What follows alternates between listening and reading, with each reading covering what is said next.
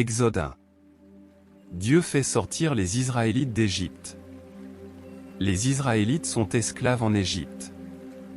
Voici les noms des fils d'Israël, qui sont venus en Égypte avec leur père.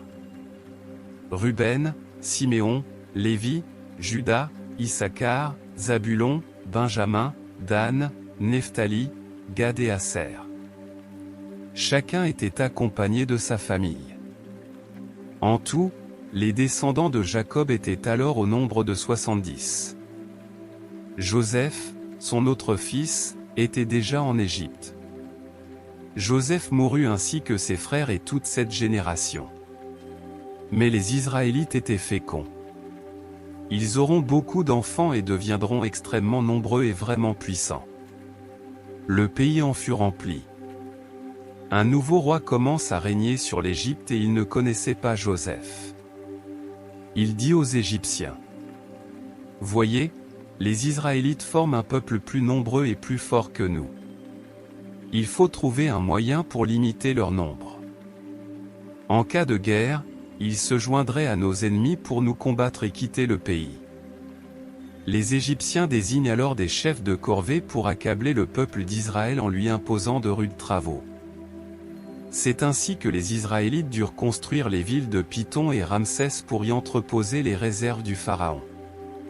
Mais plus on les opprimait, plus ils devenaient nombreux et plus ils prenaient de place si bien qu'on les détestait.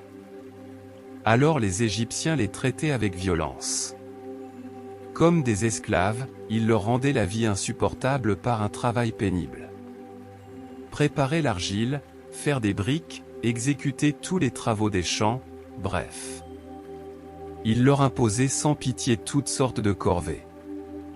Le courage des sages-femmes chiffra et poids.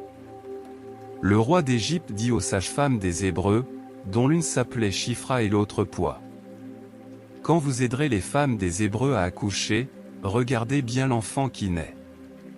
Si c'est un garçon, tuez-le, si c'est une fille, laissez-la vivre. » Mais les sages-femmes respectaient Dieu.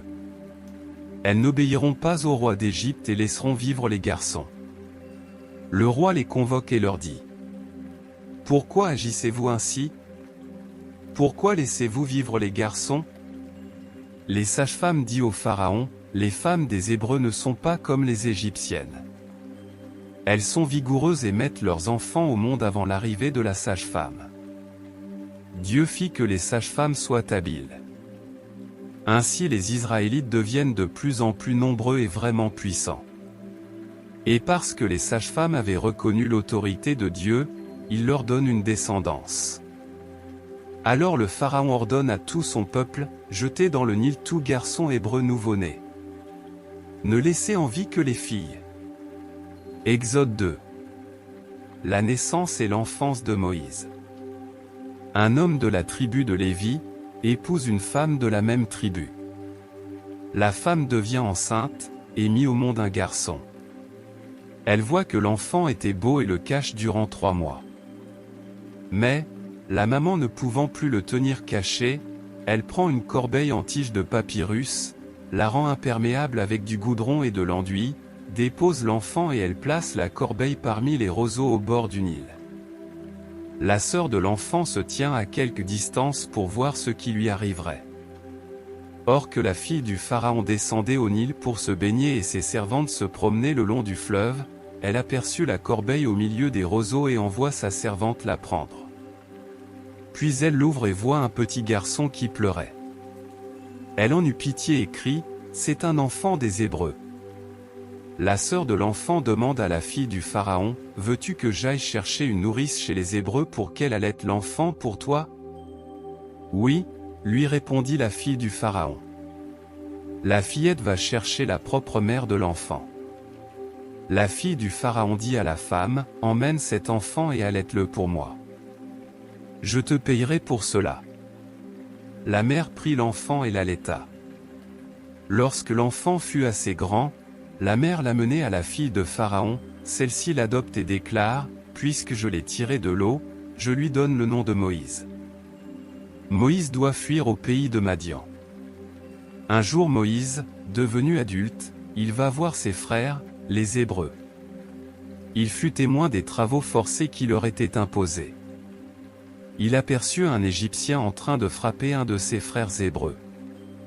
Moïse regarde tout autour de lui et ne voit personne, alors il tue l'Égyptien et cache le corps dans le sable. Il revint le lendemain et trouve 2 Hébreux en train de se battre. Il demande à celui qui avait tort, « Pourquoi frappes-tu ton semblable ? Qui t'a nommé chef pour juger nos querelles ?» réplique l'homme. « As-tu l'intention de me tuer comme tu as tué l'Égyptien ?» Moïse a peur et se dit, « L'affaire est certainement connue. » Le Pharaon lui-même en entend parler et cherche à le faire mourir. Moïse s'enfuit et va se réfugier dans le pays de Madian, et là, il s'assit près d'un puits. Le prêtre de Madian, Jéthro, avait 7 filles. Elles sont venues puiser de l'eau et remplir les abreuvoirs pour abreuver les moutons et les chèvres de leur père. Cependant, des bergers sont arrivés et ont chassé les jeunes filles. Moïse s'est alors levé pour les défendre et a abreuvé leurs troupeaux. Les filles sont rentrées chez elles, leur père leur a demandé pourquoi elles rentraient si tôt ce jour-là. Elles ont répondu, « Un Égyptien nous a protégés des bergers et a même puisé de l'eau pour abreuver notre troupeau. » Le père a demandé où se trouvait cet homme et pourquoi elles ne l'avaient pas ramené. Il leur a demandé d'aller le chercher pour qu'ils puissent manger avec eux. Moïse accepte de s'installer chez Jéthro, qui lui donne pour épouse sa fille Séphora. Après la naissance de leur fils, Moïse déclare, étant un étranger dans ce pays, je le nomme Gershom, que ça veut dire immigré là. Dieu choisit Moïse pour libérer Israël. Beaucoup plus tard, le roi d'Égypte décède. Les Israélites, souffrant dans leur esclavage, commencèrent à se lamenter et à crier, et leurs supplications parvinrent à Dieu. Dieu écoute leurs lamentations et se remémora son alliance avec Abraham, Isaac et Jacob. Il porte son regard sur les Israélites et prit conscience de leur situation. Exode 3. Moïse s'occupait des moutons et des chèvres de Jéthro, son beau-père, le prêtre de Madian. Un jour, après avoir conduit le troupeau au-delà du désert, il arrive à l'Horeb, la montagne de Dieu. L'ange du Seigneur lui apparut dans une flamme, au milieu d'un buisson. Moïse constate que le buisson était en feu, et pourtant le buisson lui-même ne brûlait pas. Moïse se dit, je vais faire un détour pour voir ce phénomène étonnant et découvrir pourquoi le buisson ne brûle pas. Lorsque le Seigneur le voit faire ce détour, il l'appelle du milieu du buisson. Moïse. Moïse. Me voici, répondit-il. Ne t'approche pas d'ici, dit le Seigneur. Enlève tes sandales, car l'endroit où tu te tiens est une terre qui m'appartient. Je suis le Dieu de ton père, le Dieu d'Abraham, le Dieu d'Isaac et le Dieu de Jacob. Moïse se couvre le visage parce qu'il avait peur de regarder Dieu. Le Seigneur reprit, j'ai vu comment on maltraite mon peuple en Égypte. J'ai entendu les Israélites crier sous les coups de leurs oppresseurs. Oui, je connais leur souffrance.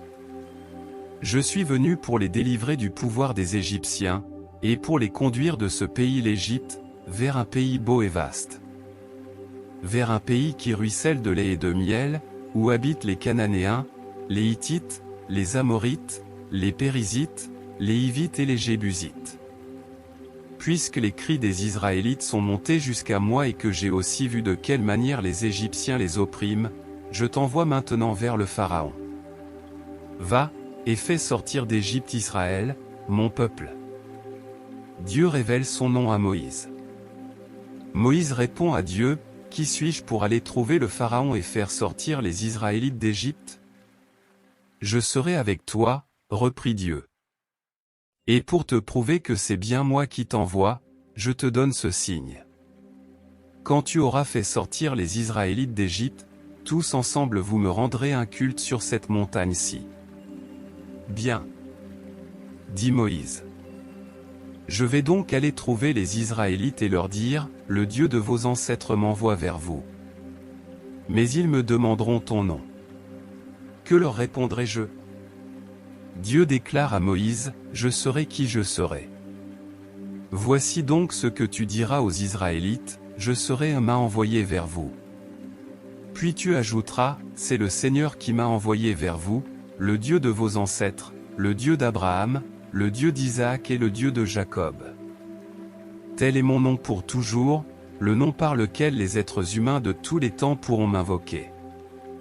Maintenant, va rassembler les anciens d'Israël et dis-leur, le Seigneur, le Dieu de vos ancêtres, le Dieu d'Abraham, le Dieu d'Isaac et le Dieu de Jacob, m'est apparu.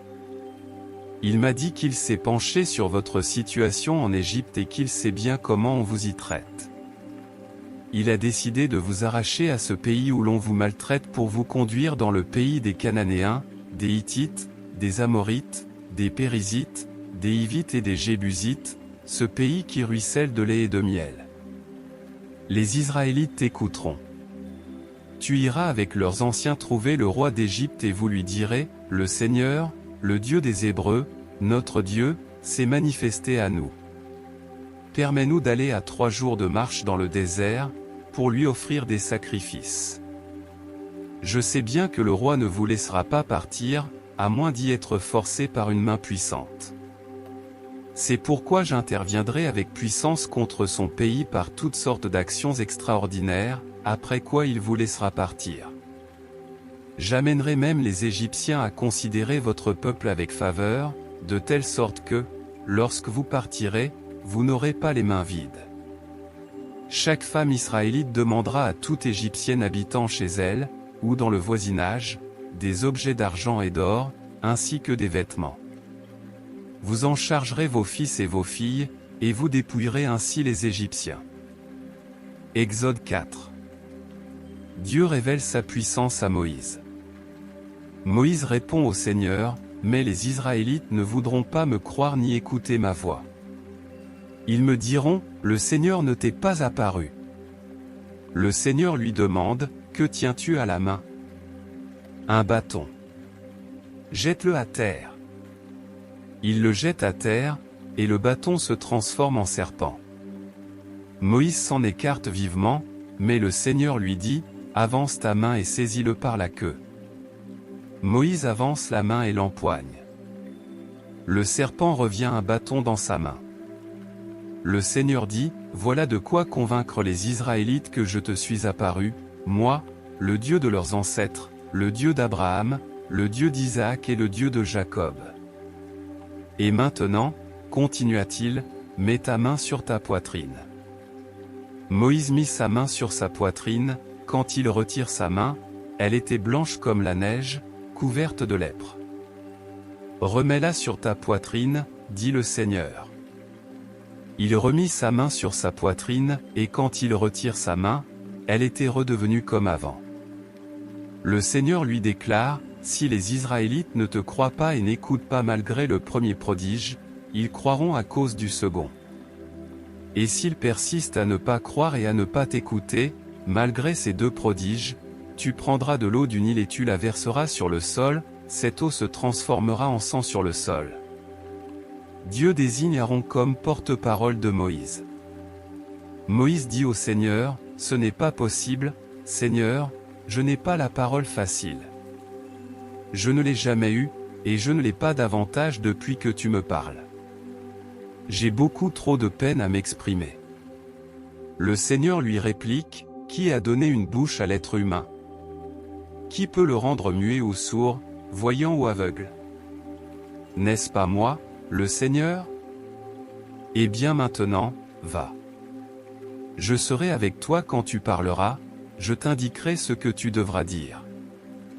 Je t'en supplie, Seigneur, reprit Moïse, envoie quelqu'un d'autre.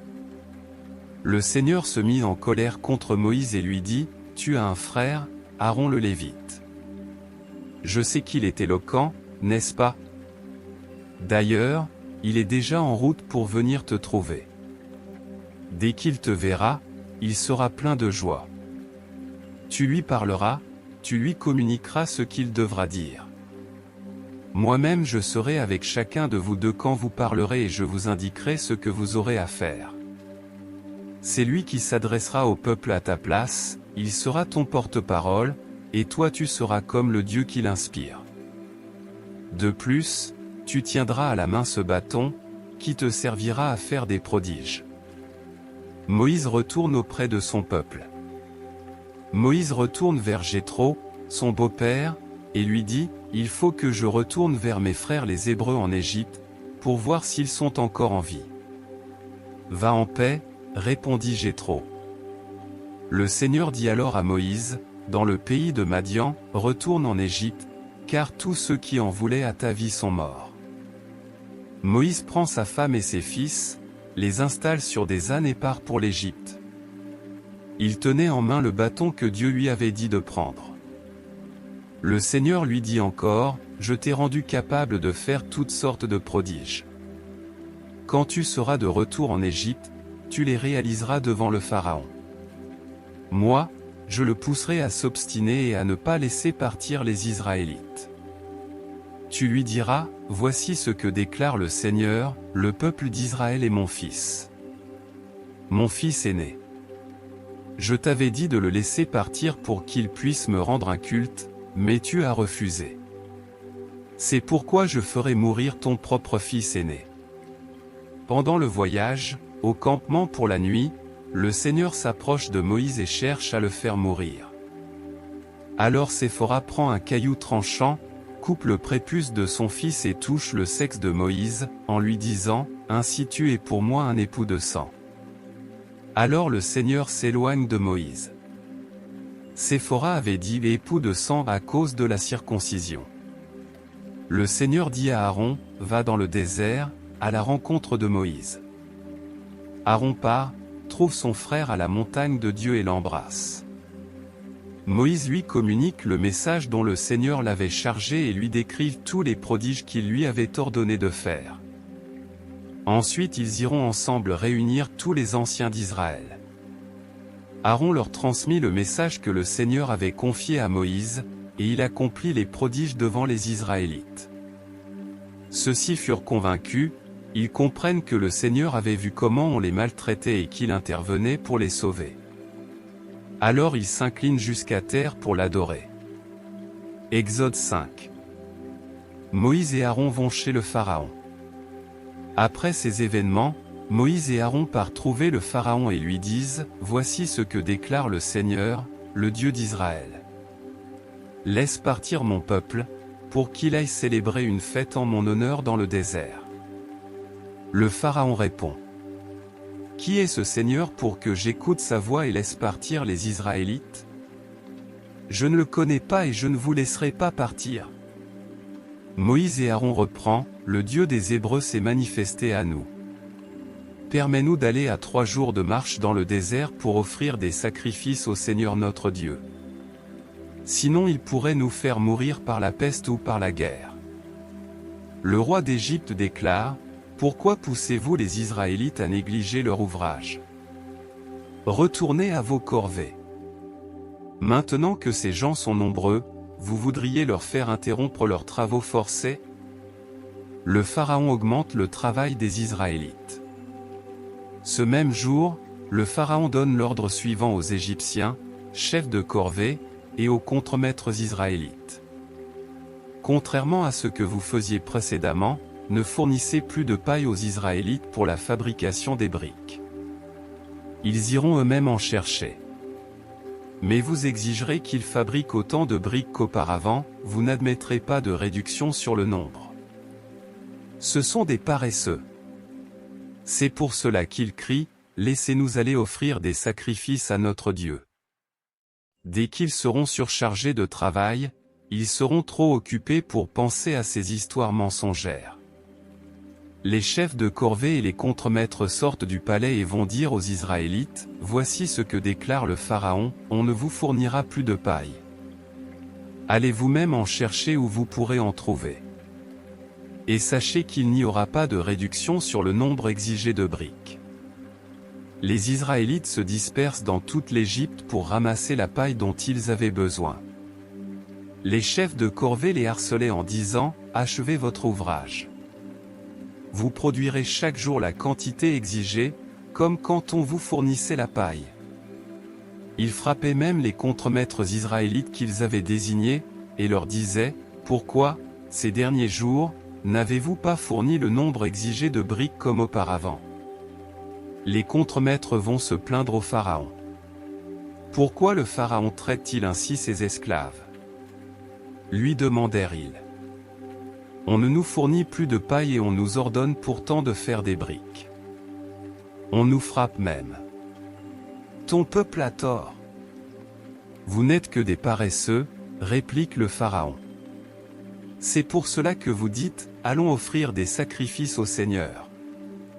Et bien maintenant, allez travailler. On ne vous fournira plus de paille, mais vous fournirez la même quantité de briques. Les contremaîtres des Israélites voient qu'ils se trouvaient dans une situation difficile, puisqu'on leur disait, pas de réduction du nombre de briques. Vous produirez chaque jour la quantité exigée. Au moment où ils sortaient de chez le Pharaon, ils interpellent Moïse et Aaron, qui les attendaient, en leur disant, que le Seigneur constate ce que vous avez fait et qu'il vous condamne. À cause de vous, le Pharaon et son entourage nous détestent. Vous leur avez fourni une arme pour nous tuer. Une fois encore, Moïse s'adresse au Seigneur. Ô Seigneur, pourquoi as-tu fait du mal à ce peuple? Pourquoi m'as-tu envoyé ici?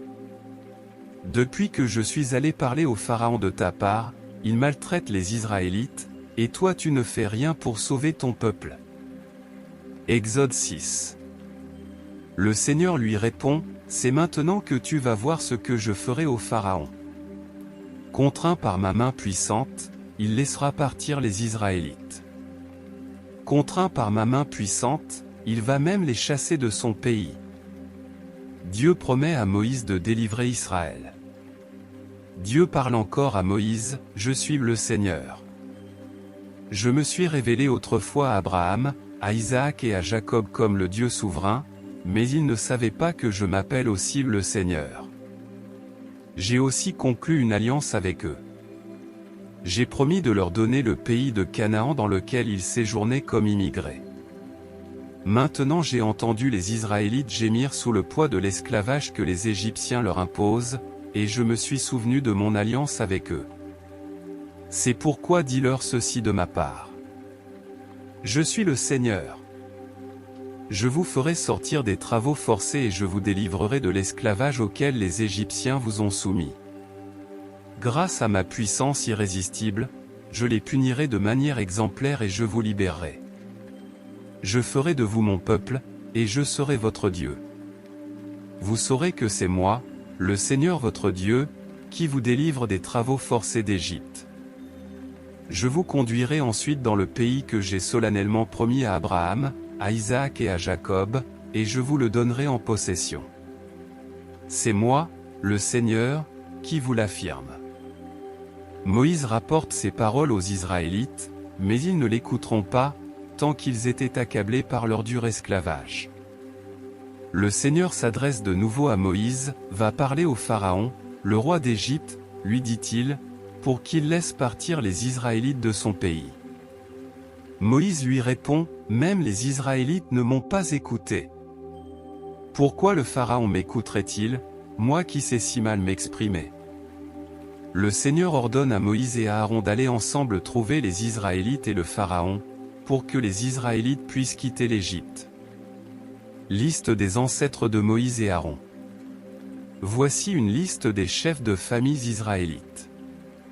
Fils de Ruben, le premier des fils de Jacob, Hanok, Palou, Esron et Carmi, ils furent les ancêtres des clans de Ruben. Fils de Siméon, Yemuel, Yamin, Ohad, Yakin, Soar et Shaoul, ce dernier étant fils d'une épouse cananéenne, ils furent les ancêtres des clans de Siméon. Et voici les noms des descendants de Lévi, à diverses générations. Lévi a eu 3 fils. Gershon, Kehat et Merari. Il vécut 137 ans. Les fils de Gershon, Libni et Shimei, ancêtres de leurs clans respectifs. Les fils de Kehat, Amram, Issar, Hébron et Ouziel. Kehat vécut 133 ans. Les fils de Merari, Mali et Mouchi. Voici les familles de Lévi, par ordre de naissance. Amram épouse sa tante Yochébed, qui lui donne 2 fils, Aaron et Moïse. Il vécut 137 ans. Les fils d'Issar, Coré, Népheg et Zikri, et les fils d'Ouziel, Michaël, Élisaphan et Sitri. Aaron épouse Élishéba, fille d'Aminadab et sœur de Nachon, qui lui donne 4 fils, Nadab, Abihu, Éléazar et Itamar. Fils de Coré, Assir, Elkana et Abiasaph, qui furent les ancêtres des clans issus de Coré. Éléazar, fils d'Aaron, épouse une fille de Poutiel, qui lui donne un fils, Pina. Ceux qui viennent d'être nommés sont des chefs de famille dans les clans issus de Lévi.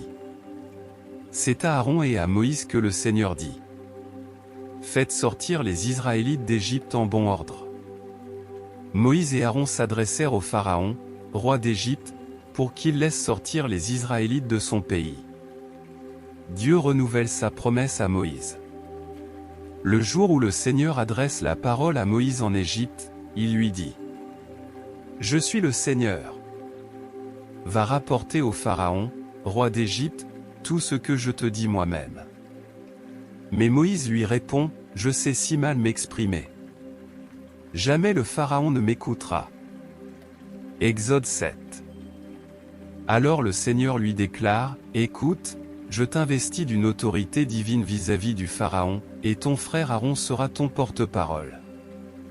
Tu transmettras à ton frère ce que je t'indiquerai, c'est lui qui parlera au Pharaon, afin qu'il laisse partir les Israélites de son pays.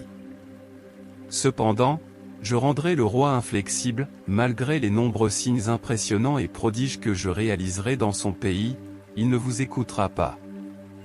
Alors je ferai sentir ma puissance à l'Égypte par des châtiments exemplaires, et je conduirai mon peuple, les Israélites, hors de ce pays, comme une armée en bon ordre.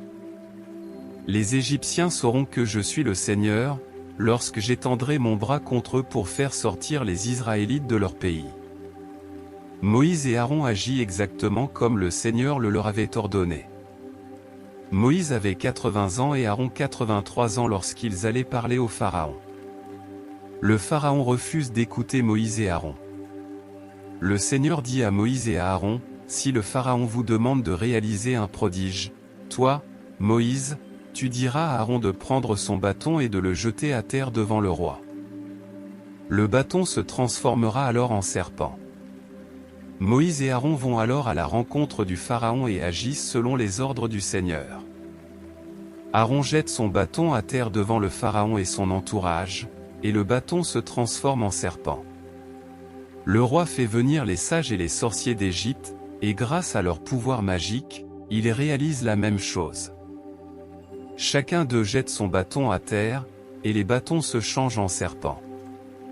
Toutefois, le bâton d'Aaron engloutit les leurs. Pourtant, comme le Seigneur l'avait annoncé, le Pharaon, entêté, ne tint pas compte de la requête de Moïse et d'Aaron. Premier fléau, l'eau change en sang. Le Seigneur dit à Moïse: Le Pharaon s'entête et refuse de laisser partir les Israélites. Va le trouver au petit matin, au moment où il descend au bord du fleuve. Tu te tiendras devant lui sur la rive du Nil, tu auras dans ta main le bâton qui a été transformé en serpent. Tu déclareras au roi: Le Seigneur, le Dieu des Hébreux, m'a envoyé te dire: Laisse partir mon peuple pour qu'il puisse me rendre un culte dans le désert. Mais toi, jusqu'à présent, tu n'as rien voulu entendre. C'est pourquoi le Seigneur déclare: Cette fois-ci, tu sauras que je suis le Seigneur. Au moyen de ce bâton, je vais frapper l'eau du Nil, et elle se transformera en sang. Les poissons crèveront et le fleuve deviendra si infect que les Égyptiens ne pourront plus en boire l'eau. Le Seigneur dit encore à Moïse: Ordonne à Aaron de prendre son bâton et d'étendre le bras en direction de tous les cours d'eau d'Égypte, les rivières, les canaux, et même les étangs, afin que leur eau devienne du sang. Il y aura ainsi du sang dans tout le pays, jusque dans les récipients de bois ou de pierre.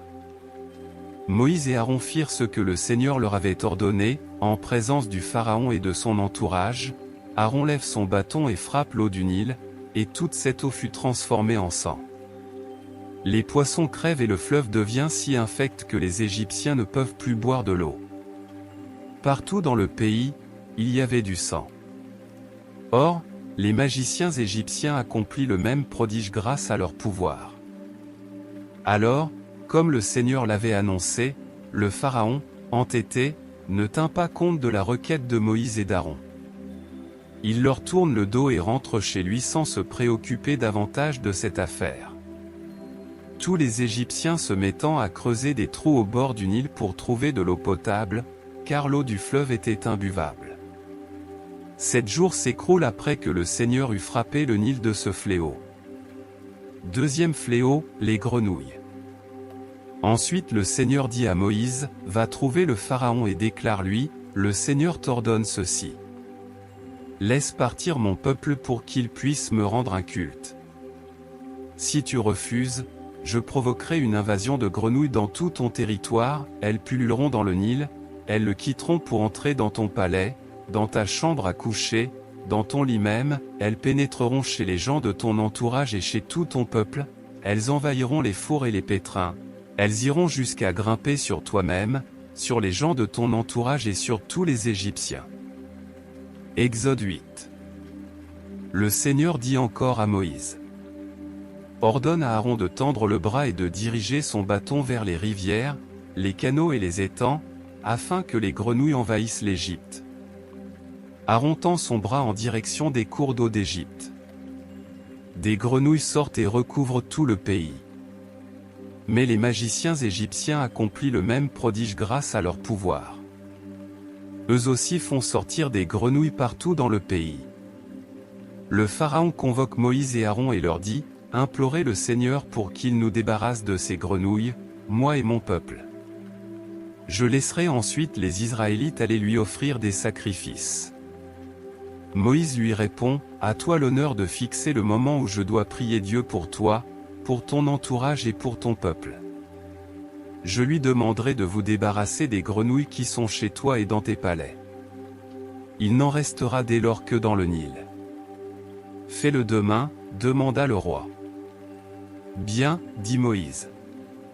Je ferai comme tu le demandes, afin que tu saches que personne n'est comparable au Seigneur notre Dieu. Les grenouilles se retireront de chez toi, vous en serez débarrassés, toi, ton entourage et ton peuple. Il n'en restera que dans le Nil. » Moïse et Aaron quittent le Pharaon. Moïse prie le Seigneur de délivrer le Pharaon de l'invasion de grenouilles qu'il lui avait infligée. Le Seigneur fit ce que Moïse lui demandait. Les grenouilles meurent dans les maisons, dans les cours et dans les champs. On en fit des tas innombrables, et le pays fut infecté de puanteur. Lorsque le Pharaon voit qu'il y avait un temps de répit, il s'entêta, comme le Seigneur l'avait annoncé, et ne tient pas compte de la requête de Moïse et d'Aaron. Troisième fléau, les moustiques. Le Seigneur dit à Moïse, ordonne à Aaron d'étendre son bâton et de frapper la poussière du sol, afin qu'elle se transforme en moustiques dans toute l'Égypte. Moïse et Aaron obéissent. Aaron tend le bras et il frappe avec son bâton, la poussière du sol. Celle-ci se changea en moustiques qui couvrirent les êtres humains et les bêtes. Partout dans le pays, la poussière fut transformée en moustiques.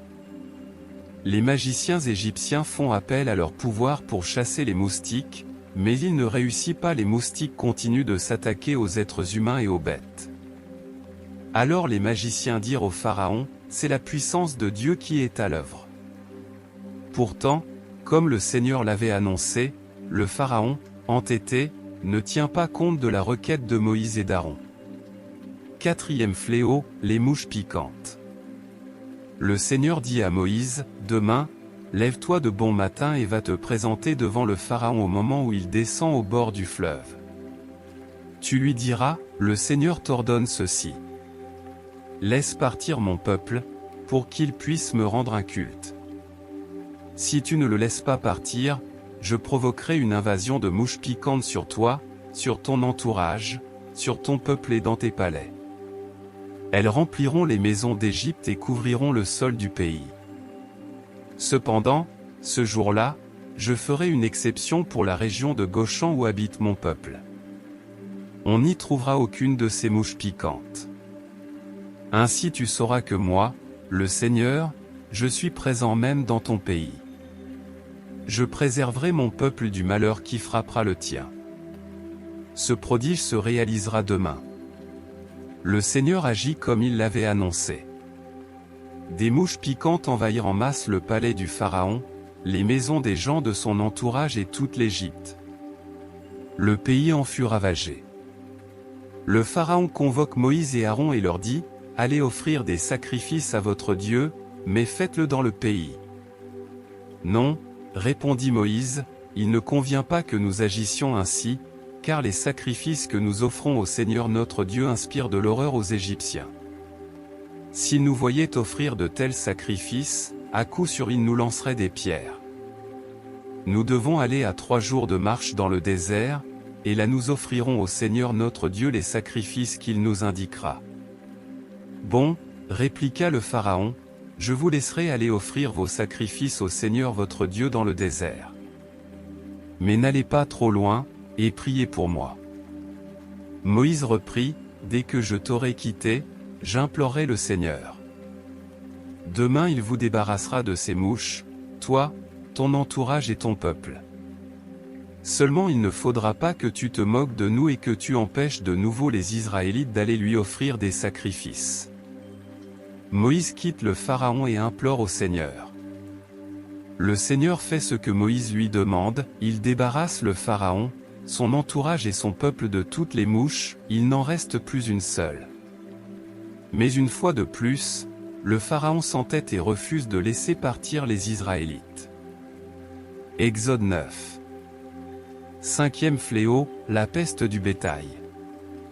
Le Seigneur dit à Moïse, va trouver le Pharaon et dis-lui, le Seigneur, le Dieu des Hébreux, t'ordonne ceci. Laisse partir mon peuple pour qu'il puisse me rendre un culte. Si tu refuses, si tu persistes à le retenir, le Seigneur interviendra contre tes troupeaux qui sont dans la campagne, une violente épidémie de peste s'abattra sur tes chevaux, tes ânes, tes chameaux, tes bœufs, tes moutons et tes chèvres. Mais le Seigneur saura distinguer entre les troupeaux des Israélites et ceux des Égyptiens. Aucune des bêtes appartenant aux Israélites ne mourra. De plus le Seigneur indique le moment fixé en disant, c'est demain que je réaliserai ce prodige en Égypte. Le lendemain, le Seigneur accomplit ce qu'il avait annoncé. Tous les troupeaux des Égyptiens furent anéantis, mais aucune bête des Israélites ne meurt. Le Pharaon s'informa et apprit qu'il n'y avait pas une seule bête morte dans les troupeaux des Israélites. Malgré cela, il s'entête et ne laisse pas partir les Israélites. 6e fléau, les furoncles. Le Seigneur dit à Moïse et à Aaron, prenez quelques poignées de suie d'un fourneau. Moïse la lancera en l'air en présence du Pharaon. Cette suie retombera en poussière sur l'Égypte. Partout dans le pays, elle produira sur les êtres humains et sur les bêtes des furoncles qui évolueront en ulcères. Moïse et Aaron prennent alors de la suie et vont vers le Pharaon. Moïse la lance en l'air. Elle provoque sur les êtres humains et sur les bêtes des furoncles qui évoluent en ulcères. Les magiciens égyptiens ne pouvant pas se présenter devant Moïse à cause de ces furoncles, en effet, ils en étaient couverts, comme les autres Égyptiens. Le Seigneur pousse le Pharaon à s'entêter, comme le Seigneur l'avait annoncé à Moïse, le Pharaon ne tient pas compte de la requête de Moïse et d'Aaron. 7e fléau, la grêle. Le Seigneur dit à Moïse, demain, lève-toi de bon matin, va te présenter devant le Pharaon et dis-lui, le Seigneur, le Dieu des Hébreux, t'ordonne ceci. Laisse partir mon peuple pour qu'il puisse me rendre un culte. En effet, cette fois-ci, je suis décidé à infliger toutes sortes de fléaux à toi, à ton entourage et à ton peuple, afin que tu saches que personne sur terre n'est comparable à moi. Si j'avais tendu le bras pour vous frapper de la peste, toi et ton peuple, vous auriez disparu de la surface de la terre. Mais je t'ai laissé subsister afin de te montrer ma puissance et pour que ma renommée se répande sur toute la terre. Malgré cela, tu continues de traiter mon peuple avec mépris, en refusant de le laisser partir. C'est pourquoi demain à pareille heure, je ferai éclater un violent orage de grêle, tel qu'il n'y en a encore jamais eu depuis que l'Égypte existe. Fais donc mettre à l'abri tes troupeaux et tout ce qui t'appartient dans la campagne. Si des gens ou des bêtes ne se mettent pas à l'abri, mais restent aux champs, ils mourront sous l'averse de grêle. Certaines personnes de l'entourage du roi prennent au sérieux l'avertissement du Seigneur et ordonnent à leurs serviteurs de se réfugier en lieu sûr avec les troupeaux. D'autres, au contraire, ne se font pas de souci de cet avertissement et laissent leurs serviteurs dans les champs avec les troupeaux. Le Seigneur dit à Moïse, « Lève ton bras vers les cieux. Que la grêle s'abatte sur toute l'Égypte, sur les êtres humains, sur les bêtes et sur toutes les cultures du pays. » Moïse lève son bâton vers les cieux. Le Seigneur déchaîne le tonnerre et la grêle, la foudre s'abattit d'abord sur le sol, puis le Seigneur envoya la grêle sur le pays. Dans toute leur histoire, les Égyptiens n'avaient jamais vu un si violent orage de grêle, accompagné d'une telle foudre. La grêle frappe dans tout le pays et détruit tous ceux qui se trouvaient dans les champs, les êtres humains, les bêtes, elle détruit les cultures et brise les arbres. Seule la région de Goshen où habitaient les Israélites fut épargnée. Le Pharaon convoque Moïse et Aaron et leur dit : « Cette fois, j'ai eu tort. Le Seigneur est juste. Moi et mon peuple, nous sommes coupables. Implorez-le en ma faveur, pour que cesse le tonnerre et la grêle. Je vous laisserai partir, je ne vous retiendrai plus. » Moïse lui répond : « Dès que je serai sorti de la ville, je lèverai les mains vers le Seigneur pour le prier. Le tonnerre et la grêle cesseront, afin que tu saches que la terre appartient au Seigneur. Pourtant je sais que toi et ton entourage, vous ne reconnaîtrez pas encore l'autorité du Seigneur Dieu. Le lin et l'orge avaient été anéantis, car l'orge était en épi et le lin en fleurs. Par contre le blé et l'épeautre, céréales plus tardives, n'avaient pas subi de dommages. Moïse quitte le Pharaon et sort de la ville. Il lève les mains vers le Seigneur et prie. Alors la grêle et la pluie cessent de tomber. Le Pharaon, voyant que la pluie, la grêle et le tonnerre avaient cessé, commit la même faute qu'auparavant. Lui et son entourage est redevenu réticent. Comme le Seigneur l'avait annoncé par l'intermédiaire de Moïse, le Pharaon refuse obstinément de laisser partir les Israélites. Exode 10. 8e fléau, les sauterelles. Le Seigneur dit à Moïse, « Va chez le Pharaon. C'est moi qui ai rendu le roi et son entourage entêtés à ce point, afin de réaliser toutes ces interventions spectaculaires au milieu d'eux. Ainsi tu raconteras à tes enfants et à tes petits-enfants comment j'ai traité les Égyptiens en accomplissant toutes ces interventions dans leur pays.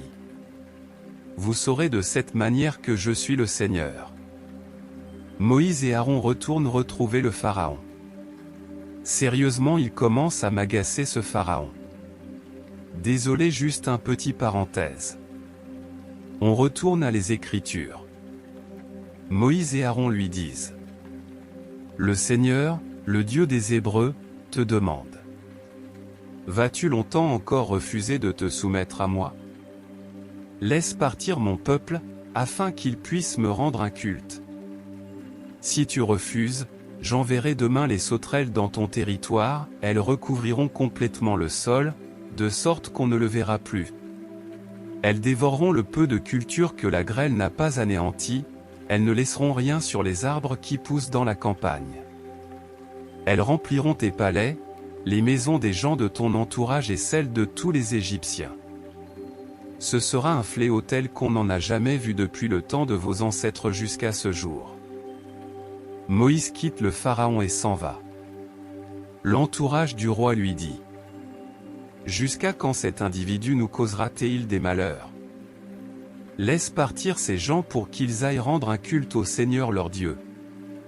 Ne comprends-tu pas encore que l'Égypte court à sa perte ? On rappelle Moïse et Aaron auprès du Pharaon, qui leur dit, « Allez rendre un culte au Seigneur votre Dieu. » Mais qui sont ceux qui partiront? Moïse déclare, « Nous partirons tous, jeunes gens et personnes âgées, hommes et femmes, avec nos moutons, nos chèvres et nos bœufs, car nous allons célébrer une fête en l'honneur du Seigneur. » Le Pharaon réplique avec ironie, « Que le Seigneur soit avec vous. Vous croyez vraiment que je vais vous autoriser à partir avec vos familles? Il est clair que vous avez de mauvaises intentions. Ce que vous proposez est inadmissible. Seuls les hommes iront rendre un culte au Seigneur, c'est tout ce que vous pouvez demander. » Et on les expulse de chez le Pharaon. Le Seigneur dit alors à Moïse, « Étends ton bras sur l'Égypte pour y faire venir les sauterelles. Elles dévoreront toutes les plantes que la grêle a épargnées. » Moïse étendit son bâton sur l'Égypte, et le Seigneur envoie sur le pays un vent qui souffle toute la journée et toute la nuit. Au matin, le vent avait amené les sauterelles. Il y a une propagation dans toute l'Égypte. Elles étaient innombrables. Jamais auparavant on n'en avait vu autant et jamais dans la suite on n'en reverra pareille quantité. Elles couvraient le pays entier, qui paraissait tout sombre. Elles dévoraient l'herbe et les fruits que la grêle avait épargnés, de sorte que dans tout le pays il ne restait aucune verdure, ni sur les arbres ni dans les champs. En toute hâte, le Pharaon convoque Moïse et Aaron, et dit, « Je suis coupable envers le Seigneur votre Dieu et envers vous. Pardonnez ma faute cette fois-ci encore, et priez le Seigneur votre Dieu qu'il détourne de moi cette mort. » Moïse quitte le Pharaon et prie le Seigneur. Le Seigneur fait souffler un violent vent d'ouest qui emporte les sauterelles et les jette dans la mer des roseaux. Il n'en reste pas une seule dans tout le territoire d'Égypte. Pourtant le Seigneur pousse le Pharaon à s'entêter, de sorte qu'il ne laisse pas partir les Israélites. 9e fléau, l'obscurité. Le Seigneur dit à Moïse, « Lève ton bras vers les cieux. » Que l'obscurité se répande sur l'Égypte, une obscurité si épaisse qu'on puisse la toucher. Moïse lève son bras vers les cieux. Alors une obscurité totale régna pendant 3 jours sur l'Égypte. Durant ces 3 jours, les Égyptiens furent incapables de se voir les uns les autres, si bien que personne ne bougeait de chez soi. Par contre, il faisait clair dans la région où les Israélites habitaient. Le Pharaon convoque Moïse et lui dit, « Allez, rendez un culte au Seigneur. Vous pouvez même emmener vos familles. Seuls vos moutons, vos chèvres et vos bœufs demeureront ici. » Pas du tout, déclara Moïse. Tu nous remettras toi-même des bêtes que nous offrirons au Seigneur notre Dieu en sacrifice de paix et en sacrifice complet. En plus, nous emmènerons nos troupeaux, pas une seule de nos bêtes ne restera ici. Nous en offrirons un certain nombre au Seigneur notre Dieu, mais nous ne saurons pas lesquels avant d'être arrivés sur place. Le Seigneur pousse le Pharaon à s'entêter, de sorte qu'il ne veut plus les laisser partir. Il dit à Moïse, « Sors d'ici. Prends garde de ne plus reparaître devant moi. Si jamais tu reviens chez moi, tu mourras. » Bien, répondit Moïse. Comme tu l'as dit, je ne reparaîtrai plus devant toi. Exode 11. Annonce du dernier fléau. Le Seigneur dit à Moïse, « J'infligerai un dernier fléau au Pharaon et aux Égyptiens. Après cela, il vous laissera partir, il vous chassera même définitivement d'ici. Parle aux Israélites, que chaque homme demande à son voisin, et chaque femme à sa voisine, des objets d'or ou d'argent. » Le Seigneur amène les Égyptiens à considérer les Israélites avec faveur. D'ailleurs, Moïse lui-même était quelqu'un de très respecté en Égypte, tant par l'entourage du Pharaon que par la population. Moïse dit au Pharaon, « Voici ce que déclare le Seigneur, vers minuit, je passerai à travers l'Égypte. Tous les premiers-nés de ce pays mourront, aussi bien ton fils aîné, à toi qui règnes, que le fils aîné de la servante qui travaille au moulin, et que les premiers-nés du bétail. Alors dans toute l'Égypte retentiront de grands cris, tels qu'on n'en a jamais entendu et qu'on n'en entendra plus jamais. Mais chez les Israélites on n'entendra même pas un chien gronder contre un être humain ni contre une bête.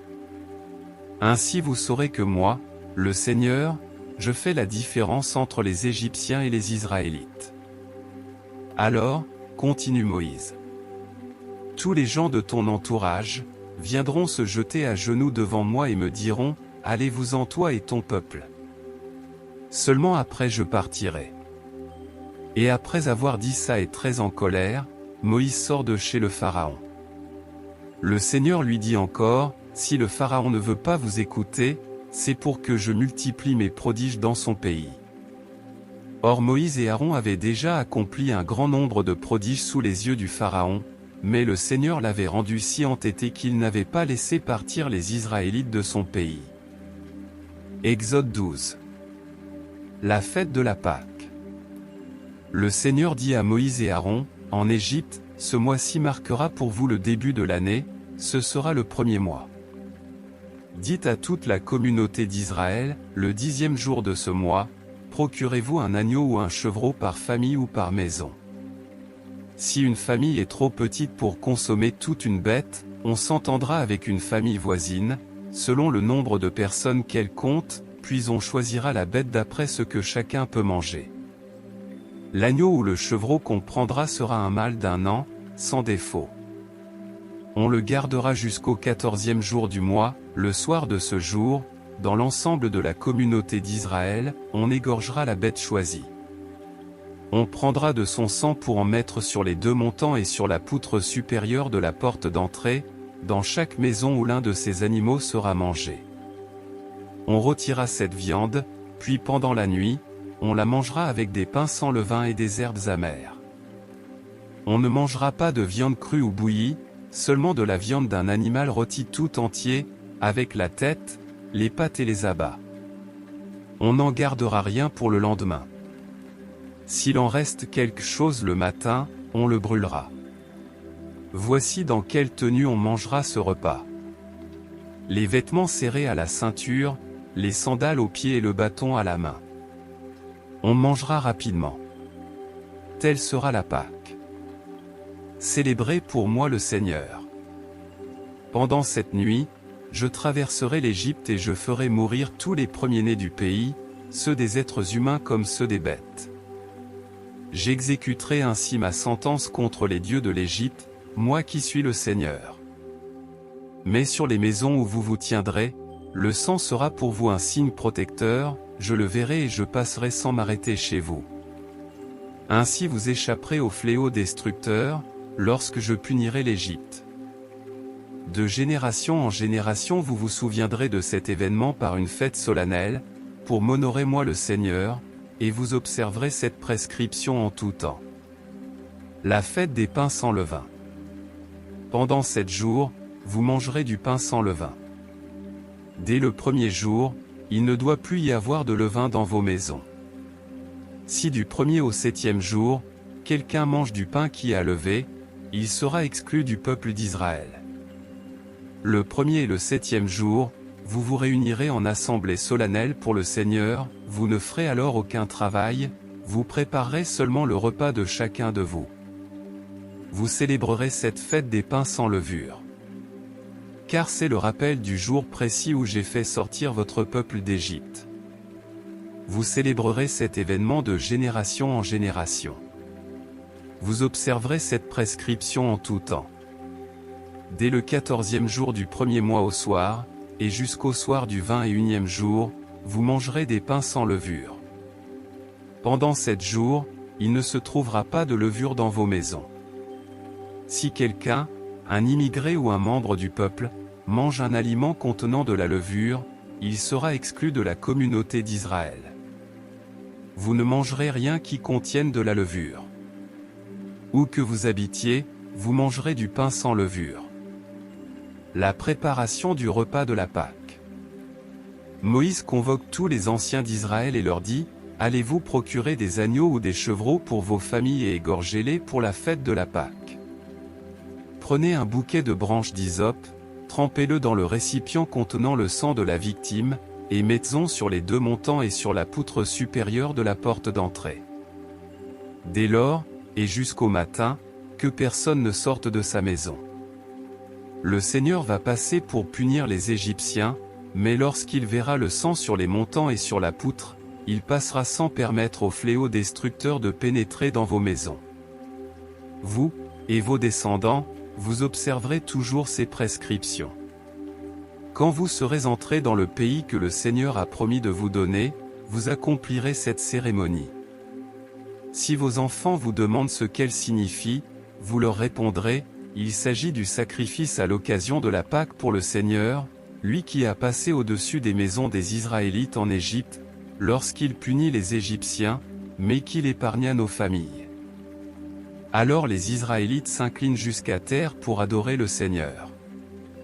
Puis ils font tout ce que le Seigneur avait ordonné à Moïse et à Aaron. Le dernier fléau, les premiers-nés égyptiens meurent. Au milieu de la nuit, le Seigneur fait mourir tous les premiers-nés d'Égypte.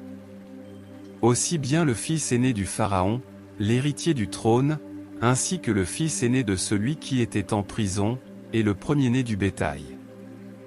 En cette nuit-là, le Pharaon, son entourage et tous les Égyptiens se lèvent, et il y eut de grands cris dans tout le pays, car il n'y avait pas une seule maison sans un mort. Le Pharaon, en pleine nuit, convoque Moïse et Aaron et leur dit : Quittez mon pays. Partez, vous et vos Israélites, allez rendre un culte au Seigneur, comme vous l'avez demandé. Prenez même tout votre bétail, comme vous l'avez dit, et allez-vous-en. Et puis demandez à votre Dieu de me bénir. Les Égyptiens exhortent les Israélites à quitter rapidement le pays en leur disant qu'ils vont tous mourir. C'est pour cette raison que les Israélites emportent leur pâte à pain avant qu'elle ait levé, ils tenaient leur pétrin sur l'épaule, enveloppés dans leur manteau. Les Israélites avaient fait ce que Moïse leur avait dit, ils avaient demandé aux Égyptiens des objets d'or et d'argent et des vêtements. Le Seigneur avait amené les Égyptiens à les considérer avec faveur et à leur accorder ce qu'ils demandaient. C'est ainsi que les Israélites dépouillent les Égyptiens. Ensuite, de la ville de Ramsès, les Israélites se mettent en route pour Soukhot. Ils étaient environ 600 000 hommes, sans compter leurs familles. Une foule de gens d'origines diverses part en même temps qu'eux.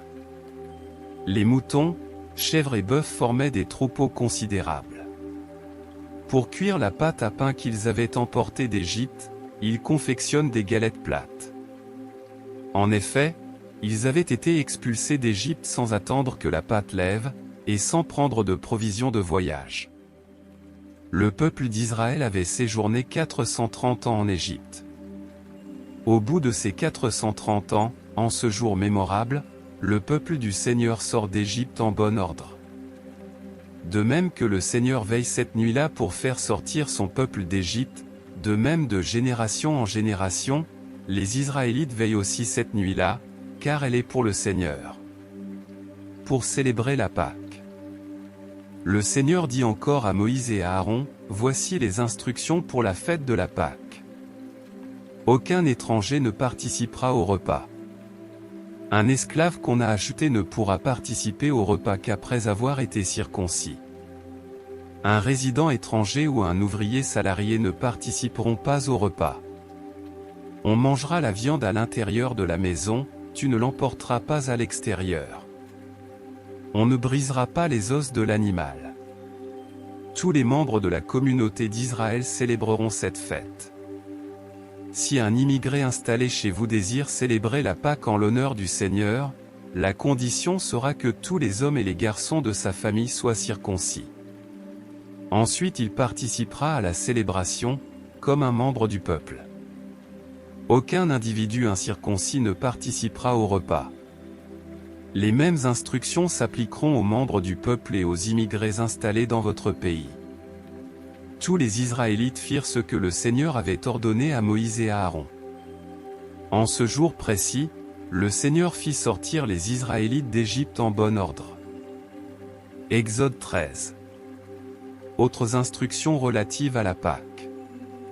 Le Seigneur adresse la parole à Moïse et lui dit: Réserve-moi tout premier-né en Israël. Car le premier garçon d'une femme et le premier petit d'un animal m'appartiennent. Moïse dit au peuple: Souvenez-vous de ce jour-ci. Grâce à sa puissance irrésistible, le Seigneur vous a fait sortir d'Égypte où vous étiez esclaves. Lorsque vous célébrerez cet événement, vous ne mangerez pas de pain qui a levé. Vous vous êtes mis en route un jour du mois d'Abib. Vous accomplirez donc tout ceci au même mois, chaque année, quand le Seigneur vous aura fait entrer dans le pays des Cananéens, des Hittites, des Amorites, des Hivites et des Jébusites. C'est le pays qu'il a juré à vos ancêtres de vous donner, une contrée qui ruisselle de lait et de miel. Pendant 7 jours, tu mangeras du pain sans levure, et le 7e jour, ce sera une fête en l'honneur du Seigneur. Durant ces jours-là, on ne mangera pas de pain contenant de la levure, dans tout ton territoire on ne devra trouver chez vous ni pain qui a levé, ni de la levure. Au cours de cette fête, tu donneras cette explication à tes enfants: c'est à cause de ce que le Seigneur a fait pour moi, lorsque j'ai quitté l'Égypte. Cette célébration sera pour toi un rappel, comme une marque sur ton bras ou sur ton front. Elle te rappellera de proclamer l'enseignement du Seigneur, car c'est lui qui t'a fait sortir d'Égypte grâce à sa puissance irrésistible. D'année en année, tu observeras cette réglementation, à la date fixée. Moïse poursuivit: Lorsque le Seigneur t'aura conduit dans le pays de Canaan et qu'il te l'aura donné, comme il l'a promis à tes ancêtres et à toi-même, tu lui offriras tous les fils premiers-nés. Tout premier-né mâle de tes bêtes lui appartient. Toutefois, s'il s'agit du premier petit d'une ânesse, tu le remplaceras par un agneau ou un chevreau, ou bien tu le tueras en lui brisant la nuque. Quant aux garçons premiers-nés de ton peuple, tu les rachèteras. Lorsque tes enfants, dans l'avenir, te demanderont: Pourquoi fait-on cela? Tu leur répondras: Grâce à sa puissance irrésistible, le Seigneur nous a fait sortir d'Égypte où nous étions esclaves. Le Pharaon refusait obstinément de nous laisser partir, alors le Seigneur fait mourir tous les premiers-nés d'Égypte, aussi bien chez les êtres humains que chez les animaux.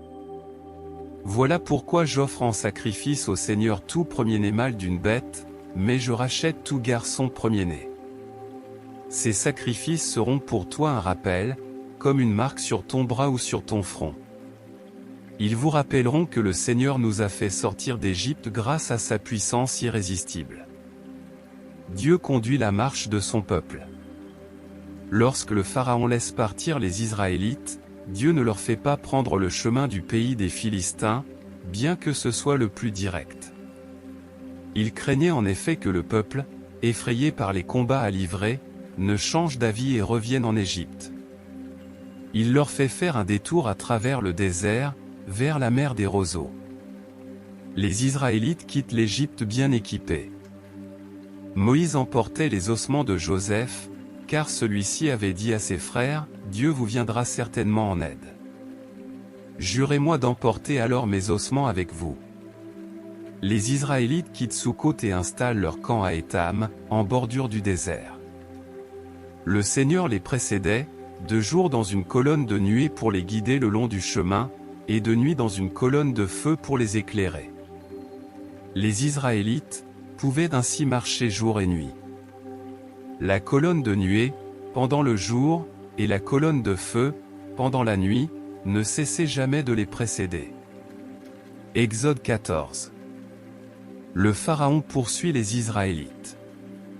Le Seigneur dit à Moïse: Ordonne aux Israélites de revenir camper près de Pi-Hahiroth, entre Migdol et la mer. C'est là que vous installerez votre camp, en face de Baal-Zephon, près de la mer. Le Pharaon pensera que vous errez tout affolé dans cette région, prisonnier du désert. Je le pousserai à s'entêter et il vous poursuivra.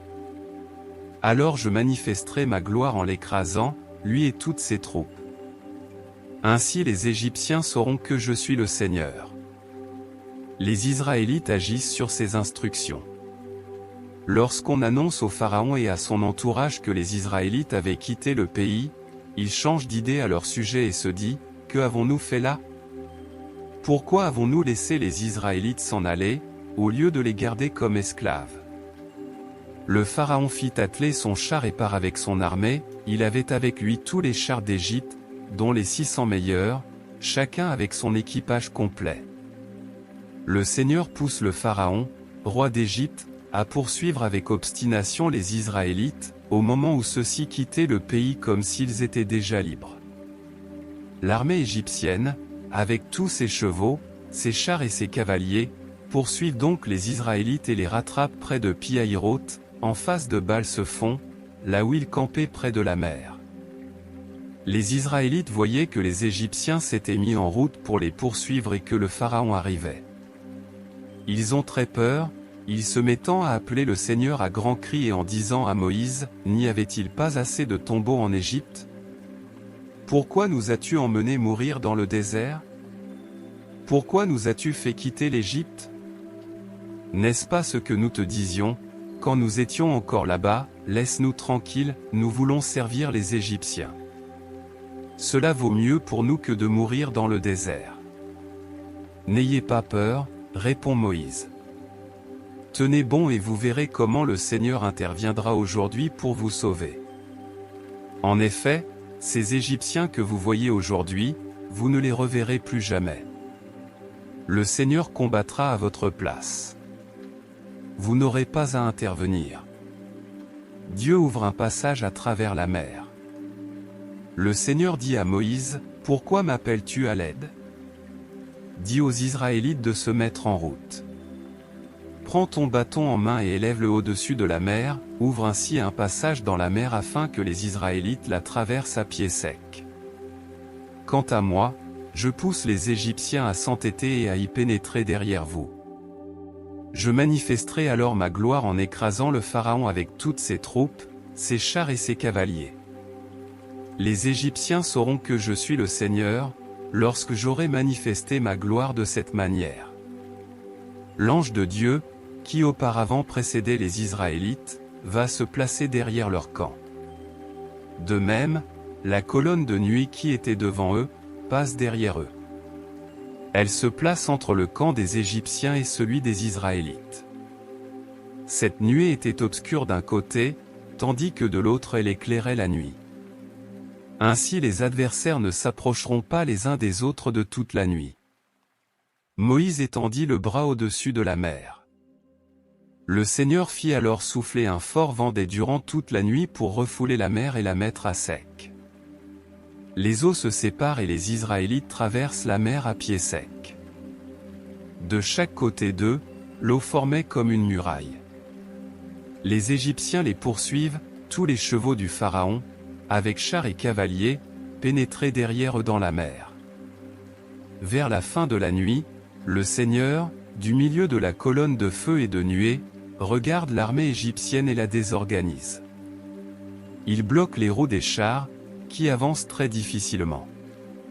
Alors les Égyptiens en criant disent-ils, « Fuyons loin des Israélites, car le Seigneur combat avec eux contre nous. » Le Seigneur dit à Moïse, « Étends ton bras au-dessus de la mer, pour faire revenir l'eau sur les chars et les cavaliers égyptiens. » Moïse étendit son bras au-dessus de la mer et à l'aube, la mer reprit sa place habituelle.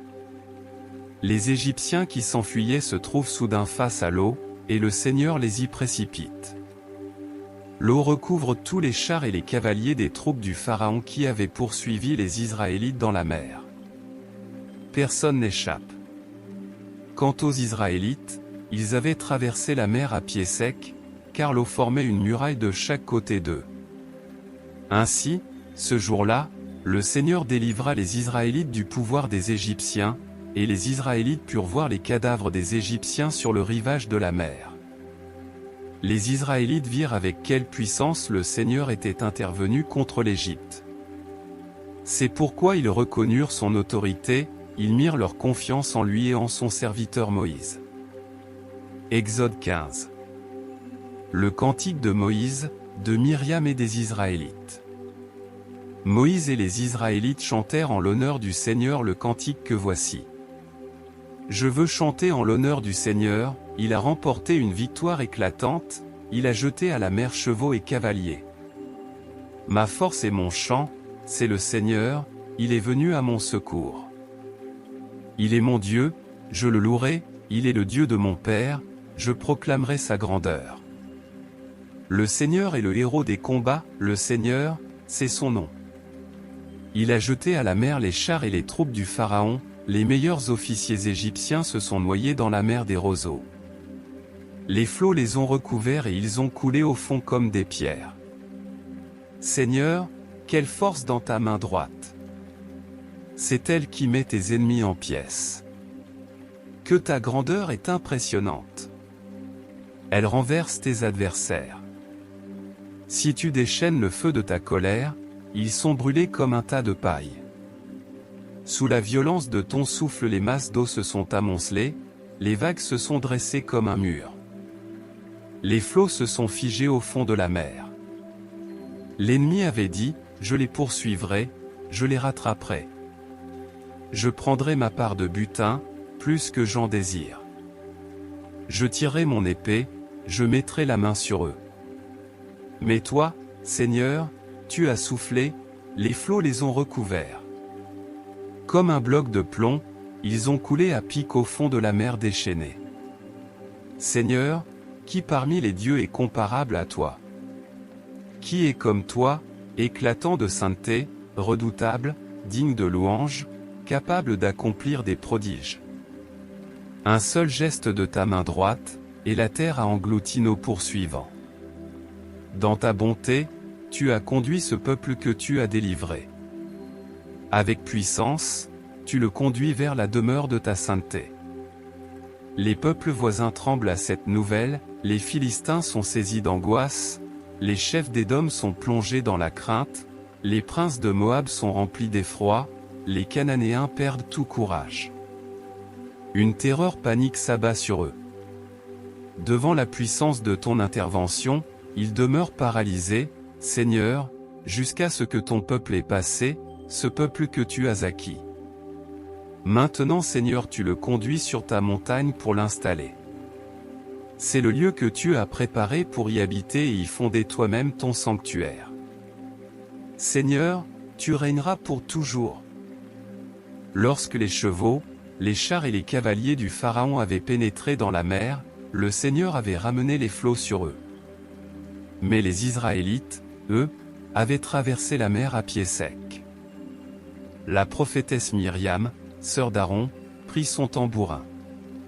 Toutes les femmes d'Israël la suivent en dansant au son des tambourins. Myriam reprenait devant elle le refrain. Chantez en l'honneur du Seigneur. Il a remporté une victoire éclatante, il a jeté à la mer les chevaux et les cavaliers. La marche des Israélites dans le désert. L'eau de Mara est amère. Les Israélites, conduits par Moïse, quittent la mer des roseaux et se dirigent vers le désert de Chour. Ils marchent 3 jours dans le désert sans trouver d'eau. Lorsqu'ils arrivent à Mara, ils ne peuvent pas boire l'eau qu'ils ont trouvée, car elle était amère. De là vient le nom de Mara, qui signifie amertume. Le peuple se mit à protester contre Moïse et à dire, que allons-nous boire? Moïse implore le Seigneur, qui lui montre un morceau de bois. Moïse le jette dans l'eau et l'eau devint buvable. C'est là que le Seigneur donna aux Israélites des lois et des règles de conduite, là aussi qu'il les mit à l'épreuve. Il leur dit, si tu écoutes vraiment ma voix, à moi, le Seigneur ton Dieu, en faisant ce que je considère comme juste, si tu écoutes mes commandements et si tu mets en pratique toutes mes lois, alors je ne t'infligerai aucune des maladies que j'ai infligées aux Égyptiens. En effet, je suis le Seigneur, celui qui te guérit. Les Israélites arrivent ensuite à Élim. Ils s'y trouvaient 12 sources d'eau et 70 palmiers. Ils montent leur camp là, près de l'eau. Exode 16. Dieu donne la manne et l'écaille. Toute la communauté d'Israël quitte Élim, le 15e jour du 2e mois après la sortie d'Égypte, ils arrivent au désert de Sin, situé entre Élim et le mont Sinaï. Là, dans le désert, les Israélites se remettent à protester contre Moïse et Aaron. Ils disaient, si seulement le Seigneur nous avait fait mourir en Égypte, quand nous nous réunissions autour des marmites de viande et que nous avions assez à manger. Mais vous nous avez conduits dans ce désert pour nous y laisser tous mourir de faim. Le Seigneur dit à Moïse, du haut des cieux, je ferai pleuvoir du pain sur vous. Chaque jour les gens iront ramasser leur ration de la journée. Je vous mettrai ainsi à l'épreuve pour savoir si vous marchez ou non selon mon enseignement. Le 6e jour, quand ils prépareront ce qu'ils auront ramassé, ils trouveront le double des autres jours. Moïse et Aaron dirent à tous les Israélites, ce soir, vous saurez que c'est le Seigneur qui vous a fait sortir du pays d'Égypte. Au matin, vous verrez la gloire du Seigneur, car il vous a entendu protester contre lui. En effet, qui sommes-nous pour que vous protestiez contre nous? Moïse dit, si c'est le Seigneur qui vous donne de la viande le soir et qui vous rassasie de pain au matin, c'est donc lui qui entend vos protestations et en réalité, ce n'est pas nous que vous attaquez mais le Seigneur. Puis Moïse ordonne à Aaron, dit à toute la communauté d'Israël de venir se présenter devant le Seigneur, car il les a entendus protester contre lui. Pendant qu'Aaron parlait à la communauté, il se tournait du côté du désert et soudain, la gloire du Seigneur se manifeste dans la nuée. Le Seigneur dit à Moïse, j'ai entendu les protestations des Israélites. Dis-leur ceci de ma part, ce soir vous mangerez de la viande, et demain matin vous aurez du pain en suffisance, ainsi vous saurez que moi, je suis le Seigneur votre Dieu. En effet, le soir, des cailles arrivèrent et se posèrent sur tout le camp, et le matin, tout autour du camp, il y avait une couche de rosée. Lorsque la rosée s'évapore, quelque chose de granuleux fin comme du givre restait par terre. Les Israélites le virent, mais ne savaient pas ce que c'était et ils se demandèrent les uns aux autres, qu'est-ce que c'est?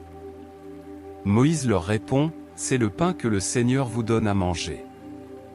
Et voici ce que le Seigneur a ordonné, que chacun en ramasse la ration qui lui est nécessaire, vous en ramasserez environ 4 litres par personne, d'après le nombre de personnes vivant sous la même tente. Les Israélites agirent comme ordonné et ils en ramassaient, les uns beaucoup, des autres peu.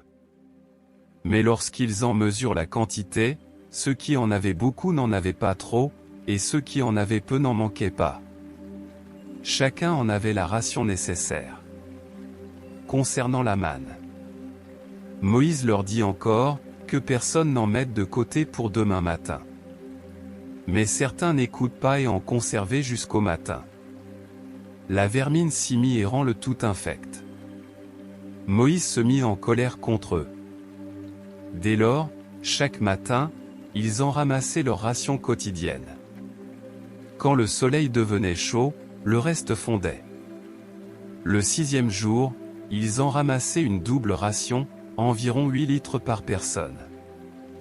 Les chefs de la communauté va l'annoncer à Moïse, qui leur dit, c'est bien ce que le Seigneur a ordonné. Demain, c'est le sabbat, le jour de repos réservé pour le Seigneur. Cuisez ce que vous voulez cuire, faites bouillir ce que vous voulez bouillir, et gardez le surplus jusqu'à demain matin. Ils en mirent donc de côté pour le lendemain, selon les instructions de Moïse, et il n'y eut ni puanteur ni vermine. Mangez cela aujourd'hui, leur dit alors Moïse.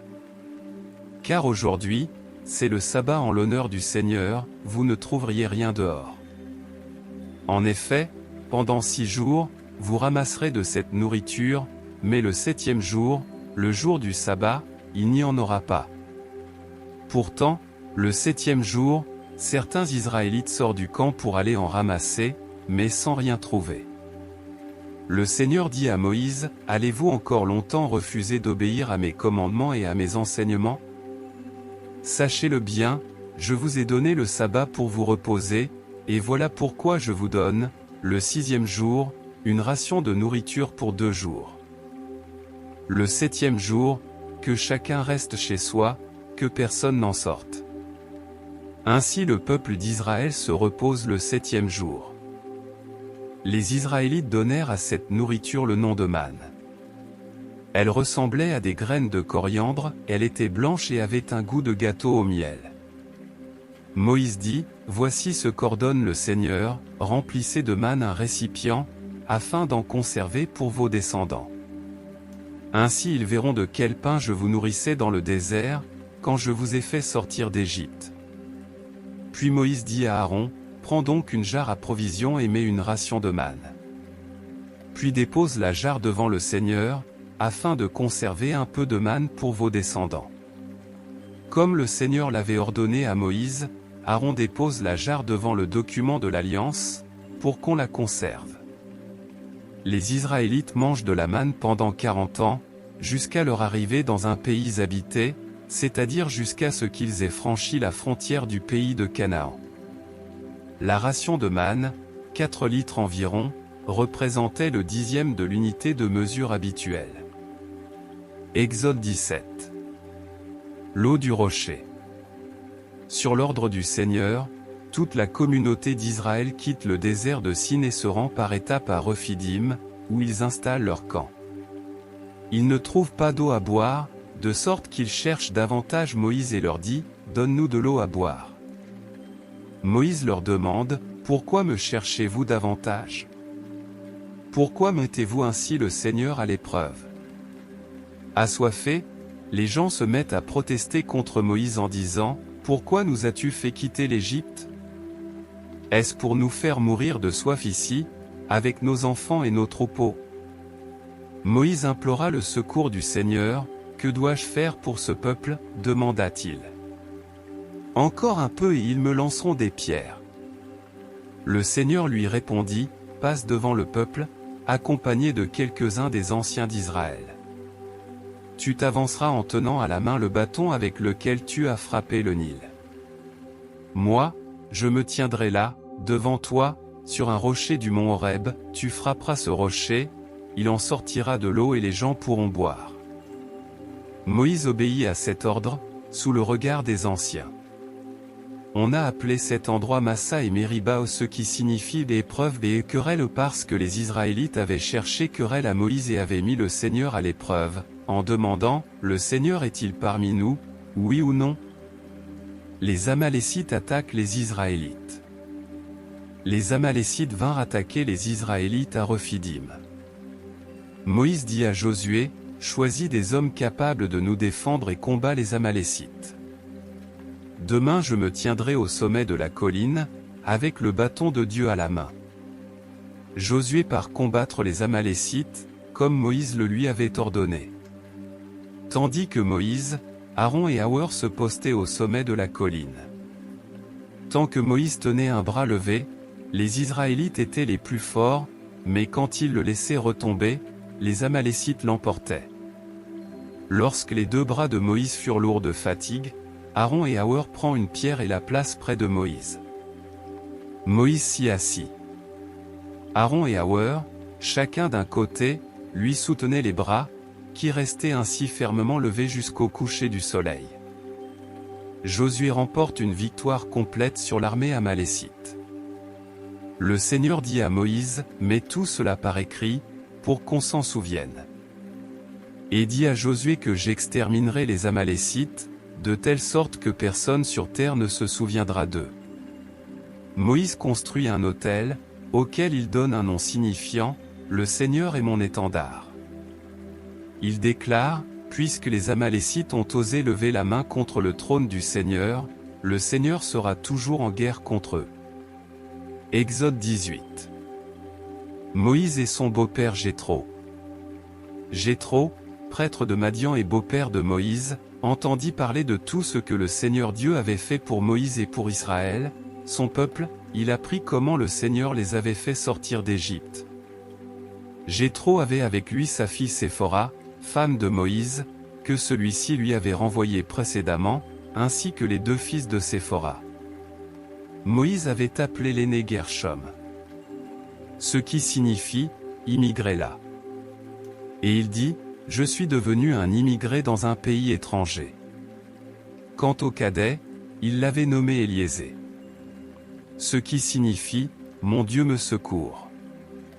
Et il dit, « Le Dieu de mon père m'a secouru en me protégeant des attaques du Pharaon. » Jéthro part avec les fils et la femme de Moïse et rejoignit celui-ci dans le désert proche de la montagne de Dieu, là où il avait installé son camp.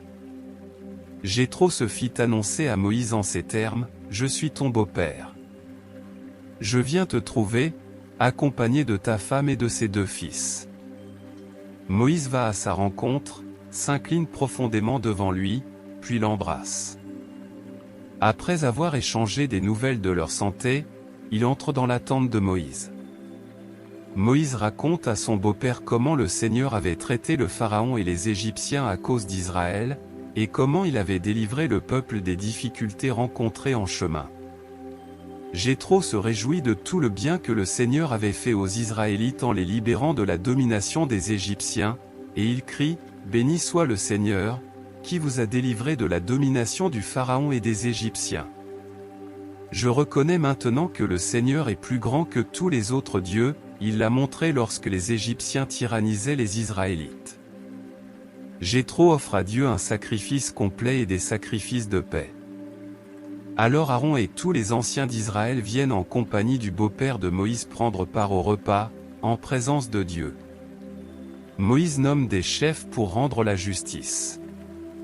Le lendemain, Moïse prit place pour juger les querelles du peuple. Du matin au soir des gens attendaient pour se présenter devant lui. Lorsque son beau-père vit tout ce qu'il avait à faire pour le peuple, il lui dit, « Pourquoi procèdes-tu ainsi ?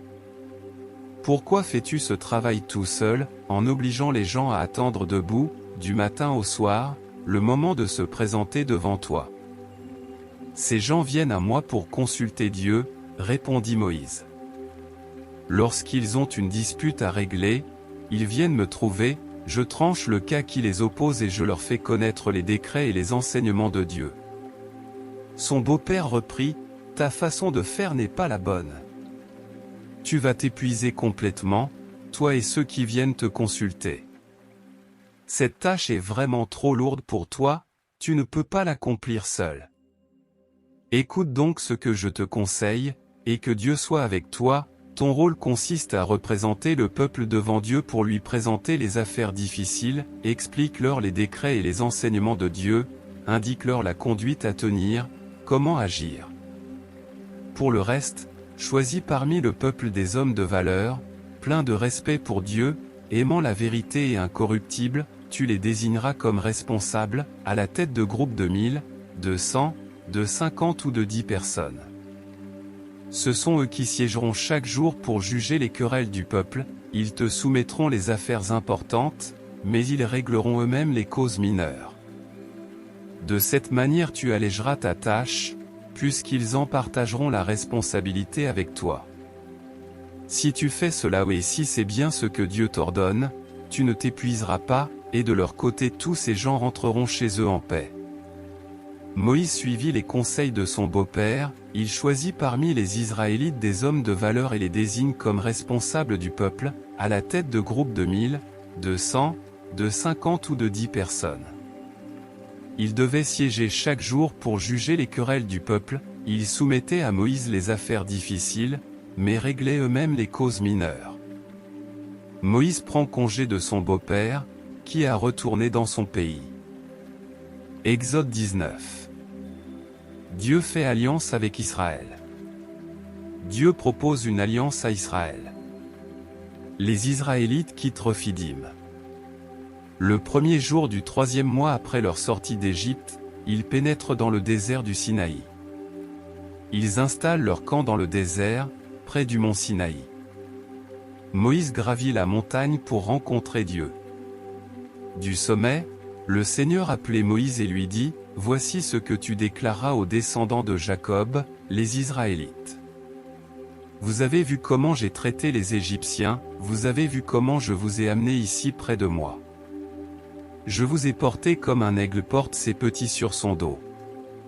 Maintenant, si vous écoutez bien ce que je vous dis et si vous respectez mon alliance, vous serez pour moi un peuple particulièrement précieux parmi tous les peuples.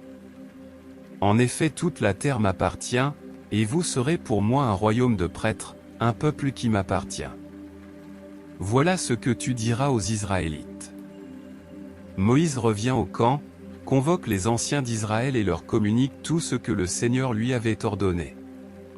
Tout le peuple unanime crie: Nous ferons tout ce qu'ordonne le Seigneur. Moïse rapporte leur réponse au Seigneur. Alors le Seigneur lui déclare: Je vais venir jusqu'à toi, caché dans une épaisse nuée, afin que les Israélites m'entendent parler avec toi et qu'ils aient confiance en toi pour toujours. Moïse répète au Seigneur la réponse du peuple. Dieu rencontre Moïse sur le mont Sinaï. Le Seigneur dit encore à Moïse: Retourne vers le peuple et dis-leur de se purifier aujourd'hui et demain. Qu'ils lavent aussi leurs vêtements. Qu'ils se tiennent prêts pour le 3e jour, car ce jour-là, je descendrai sur le mont Sinaï à la vue de tous. Tu fixeras des limites au peuple, autour de la montagne et tu leur diras: Gardez-vous de gravir cette montagne ou même de vous en approcher. Toute personne qui s'en approchera sera mise à mort. Qu'il s'agisse d'un être humain ou d'un animal, on ne le laissera pas vivre. On ne le touchera pas, mais on le tuera en lui lançant des pierres ou des flèches. C'est seulement quand la trompette sonnera que certains pourront monter sur la montagne. Moïse redescendit vers le peuple. Il les fit se purifier et ils lavèrent leurs vêtements.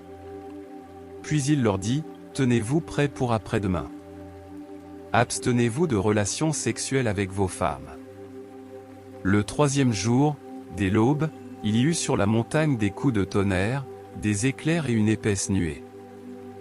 On entend aussi un puissant son de trompette. Dans le camp, tout le monde tremblait de peur. Moïse les fit sortir du camp pour s'approcher de Dieu. Ils s'arrêtent au pied de la montagne.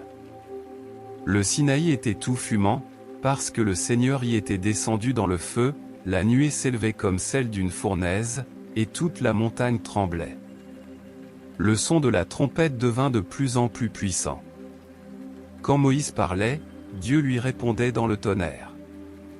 Le Seigneur descend au sommet du Sinaï, d'où il appelait Moïse, et Moïse y va. Le Seigneur lui dit: Avertis le peuple de ne pas se précipiter pour me voir. Sinon beaucoup d'entre eux mourraient. Même les prêtres, qui peuvent pourtant s'approcher de moi, doivent se purifier, de peur que je n'intervienne contre eux. Moïse lui répond: Le peuple ne peut pas monter sur le Sinaï, toi-même tu nous as ordonné de fixer des limites autour de la montagne et d'en tenir tout le monde à distance. Alors le Seigneur ordonne à Moïse: Retourne au camp, puis tu remonteras avec Aaron. Mais que les prêtres et le peuple ne se précipitent pas pour monter vers moi, de peur que je n'intervienne contre eux. Moïse redescend donc vers le peuple et leur parle. Exode 20. Les 10 paroles. Voici les paroles que Dieu adresse à Israël. Je suis le Seigneur ton Dieu, c'est moi qui t'ai fait sortir d'Égypte où tu étais esclave. 1. Tu n'adoreras pas d'autre Dieu que moi. 2. Tu ne te fabriqueras aucune idole, aucune représentation de ce qui est dans les cieux, sur la terre ou dans l'eau sous la terre, tu ne te prosterneras pas devant des statues de ce genre, tu ne les adoreras pas. En effet, je suis le Seigneur ton Dieu, un Dieu exclusif. Je punis la faute de ceux qui me détestent, j'interviens contre eux et leurs descendants, jusqu'à la 3e ou la 4e génération, mais je traite avec bonté pendant 1000 générations ceux qui m'aiment et obéissent à mes commandements. 3. Tu ne prononceras pas mon nom de manière abusive, car moi, le Seigneur ton Dieu, je tiens pour coupable celui qui agit ainsi. 4. Souviens-toi du jour du sabbat pour me le réserver. Tu as 6 jours pour travailler et faire tout ton ouvrage. Le 7e jour, c'est le sabbat qui m'est réservé, à moi, le Seigneur ton Dieu, tu ne feras aucun travail ce jour-là, ni toi, ni ton fils, ni ta fille, ni tes serviteurs ou servantes, ni ton bétail, ni l'immigré qui réside chez toi. Car en 6 jours j'ai créé les cieux, la terre, la mer et tout ce qu'ils contiennent, puis je me suis reposé le 7e jour. C'est pourquoi moi, le Seigneur, j'ai béni le jour du sabbat et je veux qu'il me soit réservé. 5. Respecte ton père et ta mère, afin de jouir d'une longue vie dans le pays que moi, le Seigneur ton Dieu, je te donne. 6. Tu ne commettras pas de meurtre. 7. Tu ne commettras pas d'adultère. 8. Tu ne commettras pas de vol. 9. Tu ne prononceras pas de faux témoignages contre ton prochain. 10. Tu ne convoiteras rien de ce qui appartient à ton prochain, ni sa maison, ni sa femme, ni son serviteur, ni sa servante, ni son bœuf, ni son âne. Tout le peuple entend les coups de tonnerre et le son de la trompette, tous voyant les éclairs et la montagne fumante. Ils se mettent à trembler de peur et se tiennent à distance. Ils s'adressent à Moïse, « Parle-nous toi-même, et nous t'écouterons, mais que Dieu ne nous parle pas directement, sinon nous mourrons. » Moïse leur répond, « Ne craignez rien. Si Dieu s'est approché de vous, c'est pour vous mettre à l'épreuve, il veut que vous reconnaissiez son autorité et que vous ne commettiez pas de péché. » Le peuple reste donc à distance, tandis que Moïse s'approchait de l'épaisse nuée où se tenait Dieu. L'autel des sacrifices. Le Seigneur dit à Moïse, « Voici ce que tu transmettras de ma part aux Israélites, vous l'avez vu, c'est du haut des cieux que je me suis adressé à vous. Vous ne vous fabriquerez pas d'idole en argent ou en or, pour adorer d'autres dieux à côté de moi. Tu me construiras un autel de terre, sur lequel tu m'offriras tes moutons, tes chèvres et tes bœufs en sacrifice complet ou en sacrifice de paix. Et en tout lieu où je manifesterai ma présence, je viendrai te bénir.